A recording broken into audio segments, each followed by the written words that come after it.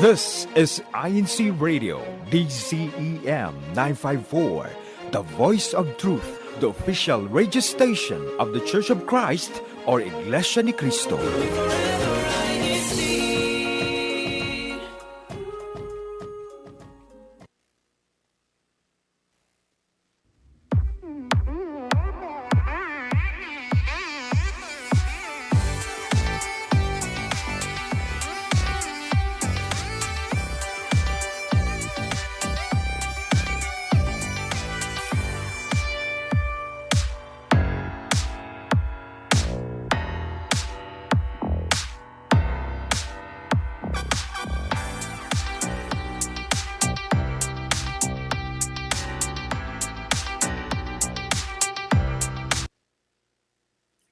Good morning, good afternoon, good evening, magandang umaga po, from here at Lab Notes, here in the Ecclesiastical District of Virginia. I'm Brother Andrew Wynn, live from High Point, and so happy that all of you are listening today. But before we continue, we'd love to introduce our guest panelist, a very active Kadiwa member from Charlotte. Brother Cleric, say hello. Good morning, good afternoon, and good evening, everybody. Um, I'm glad to be here in Lab Notes. What to expect today in our broadcast? We will learn what we can do to be less vulnerable to cyber attacks and how to better protect ourselves from social engineering. Now, Brother Cleric, I'd like you to ask our trivia question. Okay, so for everyone and for all our viewers, the trivia question is 98% of modern cybersecurity attacks occur due to. Please feel free to answer that question in our YouTube chat, and we'll check for your answers in a little while. Sister Lorraine will do that. But without further ado, we would love to introduce our guest, a super active Kadiwa member from South Atlanta, Brother Kyle Fry. Say hello, Brother Kyle. Hello, good morning, good afternoon, and good evening. It's a pleasure to be here on INCRadio. Now, I'm still looking forward to know what we can do to be less vulnerable to cyber attacks and how to better protect ourselves from social engineering. Now, are there some slides that we have, Kuya Tech, for Brother Kyle? And Brother Kyle, where did you graduate from and what did you study? So I graduated from the Georgia Institute of Technology, better known as Georgia Tech, and I graduated in May 2024 with a Bachelor of Science in Computer Science. And I'm currently working on my Master's of Science in Information Technology from Kennesaw State University. That's very impressive and very germane to today's topic, and we look forward to what you're going to tell us about. But while we're waiting, we want to engage our viewers with a couple of questions. Tell us how you are careful on your desktop, laptop, iPad, and cell phone. These are for YouTubers to comment on. And do you simply react to emails and texts or first examine them? And we're waiting to see what everybody says in the YouTube chat, which Sister Lorraine will get to in a little while. Now, we'd like to see our 8 slides, and we'd like to discuss these with Brother Kyle and Brother Cleric. The challenges and response slides. And while we wait for those slides, if you could define, Brother Kyle, social engineering for us. Sure, brother. So first off, social engineering is the act of manipulating people by exploiting human psychology into revealing sensitive information. And usually this sensitive information can include personal account credentials, computer credentials, such as your login information, valuable intelligence, which you may know that may be critical to something, and personal data, some things such as your social security, again, credit card information, anything that is important to you. And in fact, a lot of modern cyber attacks, 98% of them occur to these successful social engineering attempts. Now, I myself don't want to be a victim by giving away my social security number or my mother's maiden names. And I wanted to touch on some of the techniques that they try to use to social engineer us to get us to give up the information that we don't want to. Can you explain phishing, P-H-I-S-I-N-G?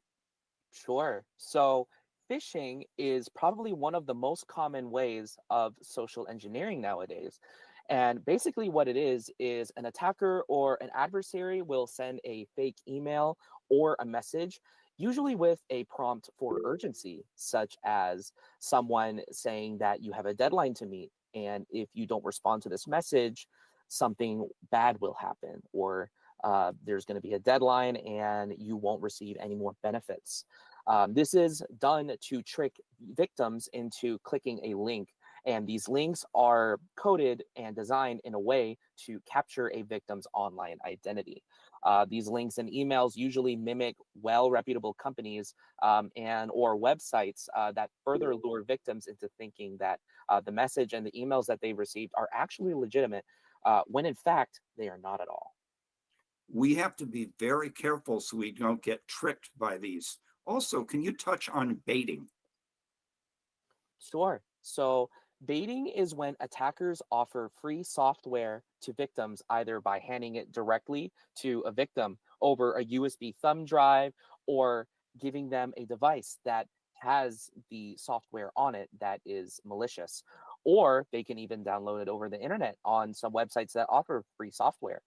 When these victims run the software on their devices, malware actually gets injected onto their device, and it allows attackers and adversaries to spy on these victims and cause further havoc sometime later, such as taking remote control over their system, or again, stealing their credentials. So could we say in an airport, we do not accept luggage from strangers? So in the same way, if someone hands us a USB for free, or we get one for free in the mail we didn't solicit, should we simply dispose of it? Absolutely, you should dispose of it. Don't have a second a thought of trying to plug it into a system and see what's on it, because you would have already compromised yourself if you have done so.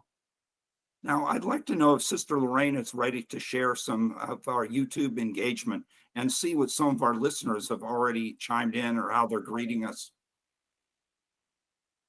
Yes, brother Andrew. Thank you so much to our brother Kyle for opening that discussion. This is so important because nowadays everybody is on their social media, on their cell phones, devices. Even though you don't use social media, our cell phone numbers are all exposed to. When you mentioned fishing, I just remember fried fish. But anyway, you thank you for giving that side note, that definition, that many of us, especially our job, our profession, are not really in line with technology. We should understand that, especially parents.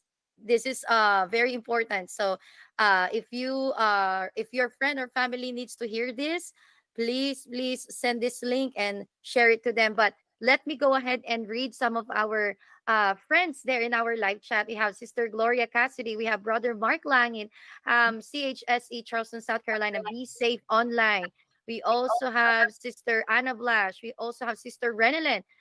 She has a question. Any advice when logging onto public networks? Very quick, Brother Kyle.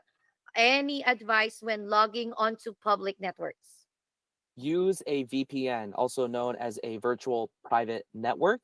I always have one, and it's just a couple of dollars a month, but it allows you to stay secure whenever you're on a public network so that your traffic is not observed by anyone else on the network. Thank you so much, Brother Kyle. We have a lot of questions. I will take note of this one, and later on we will answer that. Sister Amy shared, I have experienced phishing where someone pretends to be a trustworthy entity like a bank, a colleague. So we needed to be careful, whoever we communicate with. So later on, Brother Kyle, Cleric will help us later on to identify how do we respond ever? How do we respond? All right. So back to you, Brother Andrew. Well, for now, we're going to jump to our challenge and response slides that will be read by Brother Cleric, and then we'll resume our discussion. Thank you, Brother Andrew.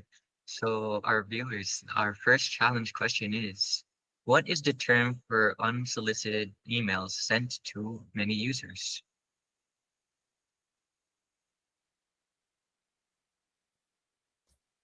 And the answer is spam. And do you And have our next more? Brother Kyle.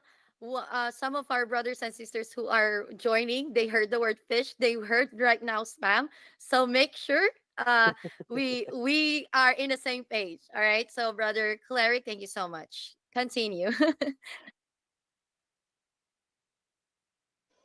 yes, and by spam we mean a lot of unwanted emails. Uh, for our second challenge question, what is the practice of tricking people into revealing information called? And yeah, and the answer is phishing or social engineering. And phishing is the common answer. And again, phishing as in um, the email phishing, not the food fish. The That's true, brother Cleric. PHISING. Yes. PHISING is the type of phishing to watch out for. FISHING is the type of fishing we like, whether we're doing it in Jacksonville or Mobile or other great places to fish all around the world. Yes. Yes. Yes. That's right, brother Andrew. Yes, thank you. Thank you for that, Brother Andrew. And our third challenge question is, what does the S stand for in HTTPS?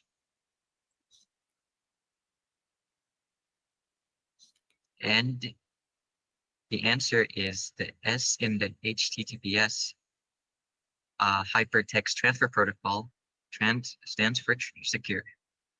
So if you only see HTTP and not HTTPS, unless you're inside an internal network only, that could be very dangerous.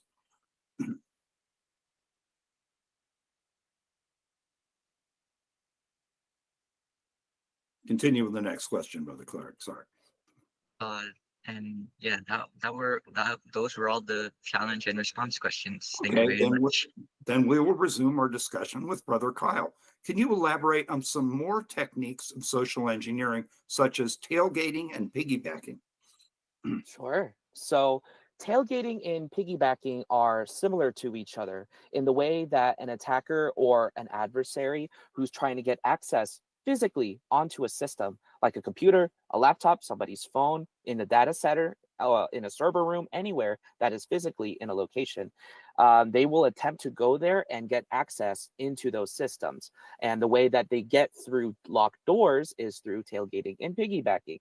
Tailgating is the way where they will go into a building and they will stand by a locked door, something that is guarded by a badge or an ID code, and they will wait for somebody who actually has access.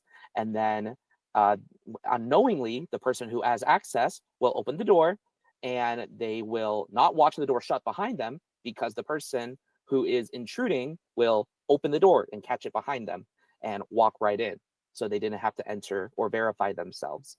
Another type is, again, called piggybacking, which is where the person with authorized use and has authorized access into a data center or an area will actually hold the door knowingly for this person to let them inside. So the difference between tailgating and piggybacking is that tailgating is when a person with the person with authorized access will unknowingly let them in, versus a piggybacking, which is when they knowingly let them in. We have to be very careful. Please share ways to protect ourselves against these social engineering techniques. So the first way that is most common and is probably the easiest is to first identify the sender. Identify the origin of a message or an email that you get if you think it is a phish. If you get an email, especially, what you can do is verify the email address. If the email address doesn't come from a link that looks like it's coming from a reputable organization, if it's coming from somebody's personal email address that is trying to say that they are from this company, or if you're getting a phone number or a text from a phone number that doesn't look like it is from an area where a company would be, something that is on a 1-800 number, or again, a personal phone number, you can probably fish out that this is a phish, right po? And there's also some needs that, for instance, you want to verify that a message that you get is legitimate or not. Let's say that the email seems legit, and let's say the phone number seems almost legitimate, but you still feel a little bit suspicious about that. For instance, if the email is coming internally from an organization and there's somebody posing as someone from the IT department saying that you need to give them your credentials, or you need to give them access to your computer. Or if it's a family member that says they need financial help or they need you to assist them right away. Again, usually it's going to have that sense of urgency for. What you can do is you can confirm by other means that this message that you received is legitimate. You can either call them, text them, email them on another number that you've verified and know that is legitimate. You can visit them in person, or you can logically test them. So if it's a family member or somebody that is in a position in a company, usually an attacker would only have surface level knowledge of a company or of you. So if you try to test them by asking for more information and they fail for it, then of course it's not going to work out and that it's false. Very Brother good. Kyle, I just want to mention this because I'm about to type it, and then Brother Marco it how type that saying I'm not sure, Brother Marco, but um on our live chat they mentioned these people targeting older people. So I was typing. I hope my Lola can watch this, but I will replay this to her. It's in the YouTube in our playlist. Brothers and sisters, guys, please check our grandma, our mga lolo and lola natin, our titas and titos. Be careful. They know that we don't understand the system on how it happens, but they don't know that we don't know, right? So let's review these terms Brother Kyle is sharing, and let's help one another. Maybe you already experienced that. Type it in the live chat if you experienced this. How did you overcome? What are the steps? And so on and so forth. Go ahead, Brother Kyle. Yes, Paul. It's very, very proliferate in for an attacker to attack someone that is of an older age group because they don't know these experiences. And they will say and they will post all these different companies. And unfortunately, again, a lot of these attacks are successful because of the lack of knowledge. So again, another one of the ways to combat this, and is probably the most effective, is education, is to make yourself aware that these types of threats are out there. And again, how to identify them. And another one is also to never, ever download free attachments from a website that looks suspicious.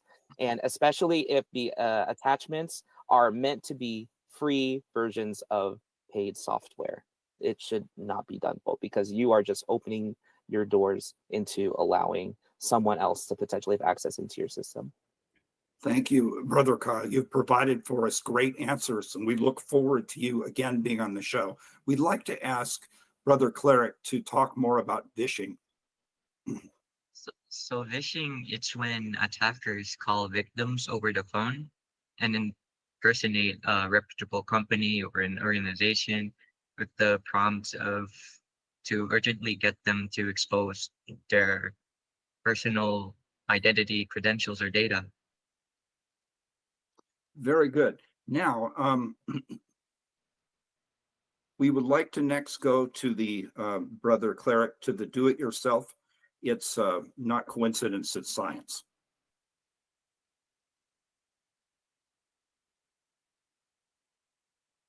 If you could introduce that for us, Brother Cleric. And our It's not coincidence, it's science.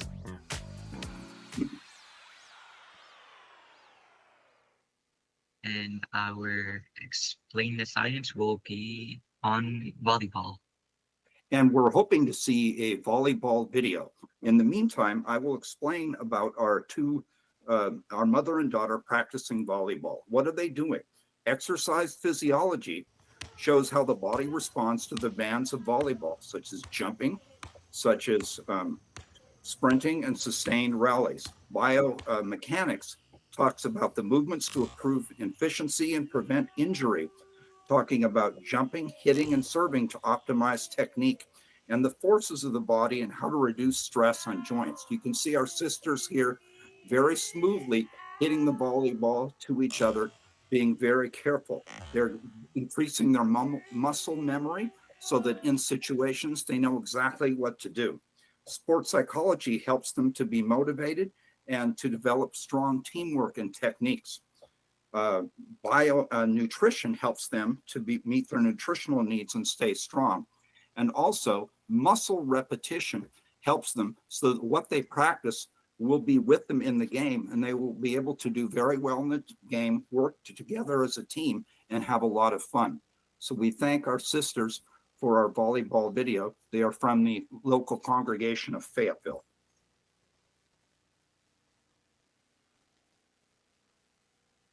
We are inviting all our brethren to submit videos for cooking, baking, salad preparation, gardening, sports, or other videos to be considered for airing in a future program. Show us what you can do. If you're very, very shy, you can be with a friend and demonstrate it and have your friend narrate what you're doing if you're too shy to present the video yourself. If you want to have someone else speak for you, that is fine. And now we're looking forward to the bumper for church news. Church current news and update. Thank you, Brother Mike Blash. Our big event coming up December 5th, Friday at 7 p.m. The Society of Communicators and Networkers will have a seminar on winter preparedness, and this will be online.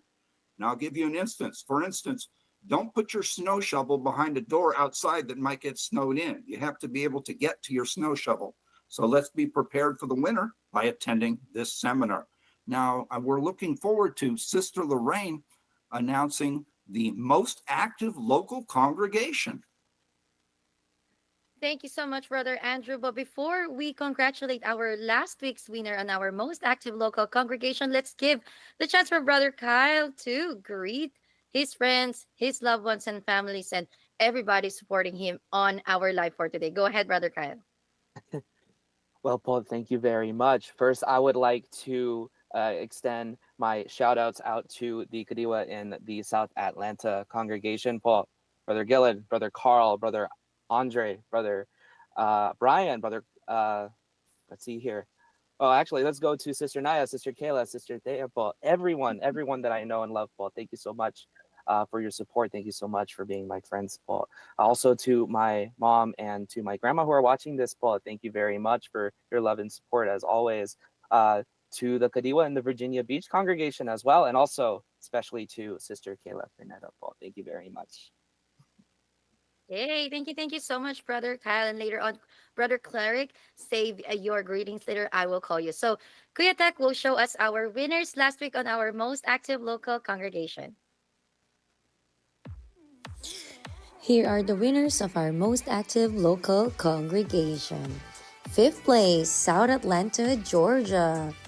4th place, High Point, North Carolina. 3rd place, Macon, Georgia. 2nd place, Charlotte, North Carolina. 1st place, Charleston, South Carolina. Congratulations to all our winners. Always include your 4 letters of your local congregation in your comments. Thank you again so much. And before Brother Andrew close our episode for today, Brother Cleric, go ahead with your shout outs. Yes, thank you. I would like to shout out the Kadiwa in Charlotte, Sister Lauren, Brother Carl, and Brother Bjorn. I'd also like to shout out my family there in the local congregation of Gilbert, Brother Ariel and Sister Marlu. Yes, thank you so much, Brother Cleric, for joining us. See you again on our part 2. But let me quickly, Brother Andrew, to say thank you to these very, very active in our live chat. We have Brother Mark Langit. Sometimes the email sender may seem legit, but may look funny po. And he mentioned he already experienced this before. So, Brother Mark, we want to hear your story. We also have Sister Marie Dillon and also her husband joining us. Sister Mindawin, we have Sister Anna Blash. We have Sister Sally Conanan. Thank you so much. She mentioned earlier, she gave us a tip of changing our passwords. Okay, do not use passwords on each different accounts, like different accounts but same password. I'm guilty about that. So later on, let's change passwords. Next, we also have again Sister Marie Dylan's brother Jeffrey Maloto. We also have brother Mark Langit, brother James, all your families. Thank you so much for joining. We also have brother Ramil Salas, brother June Ancheta. Thank you so much. And Sister Diana Sanako, thank you for sharing. And lastly, we have Sister Amy. Charlotte Mecklenburg schools include this course in onboarding because attackers often exploit the trust employees place in internal communications. And earlier, I read about Sister Marie Dillon that she experienced this. Sister Lucy is, they use the name of Sister Lucy Ancheta on, adding her. And because they know each other, they communicated like, is this you? So make sure you have communication with that person and keep on asking, is this you? Did you send this message? And guys, brothers and sisters, be careful. So see you again on the part 2. Again, thank you so much for joining, Brother Andrew. We would like to greet Brother Michael Blash and thank him for all he does in our district and all the support he gives to INCRadio. None of this would be possible without our beloved executive minister. Maraming salamat po to Brother Eduardo V. Manalo, to our deputy executive minister, Brother Angelo Iranio V. Manalo, to our station manager, Brother Wally Tarai, to our executive producer, Brother Manley Andaya, to our district supervising minister, Brother Stephen Inocencio Jr., to our assistant district minister, Brother Ray M. De Mesa, to our Christian family overseer, Brother Melvin Bayangoan, to our district multimedia advisor, Brother Denzel Van Malapit, and to all who listen and to all who chat, thank you so very, very much. We look forward to seeing you next week. We thank our Kuya Techs. Okay, happy birthday to my daughter, Victoria and Oh, Chet. happy birthday, Sister Victoria. Thank Happy you so much for Victorias. joining. Sister Maricel Tech, Sister Harrieta, thank you so much. Thank you, everyone. Brother Harold Manabat, Brother June and Cheta, Sister Mida Wing. Thank you, Brother Kyle and Brother Cleric. Thank you so much. Arigato, Vielen Dank, merci beaucoup.